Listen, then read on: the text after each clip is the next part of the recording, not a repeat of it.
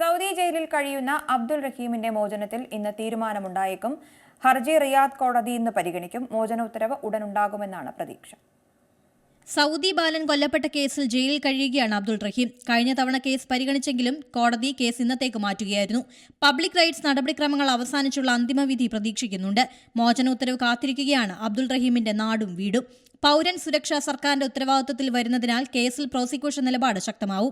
July 2-ന് വധശിക്ഷ റദ്ദാക്കിയിട്ടുണ്ടെങ്കിലും public ഒഫൻസുമായി ബന്ധപ്പെട്ട കേസിൽ തീർപ്പാക്കാത്തതിനാലാണ് ജയിൽ മോചനം നീളുന്നത്. ഇന്ന് ജയിൽ മോചന ഉത്തരവ് ഉണ്ടായാൽ മേൽക്കോടതിയും ഗവർണറേറ്റും അംഗീകരിക്കണം.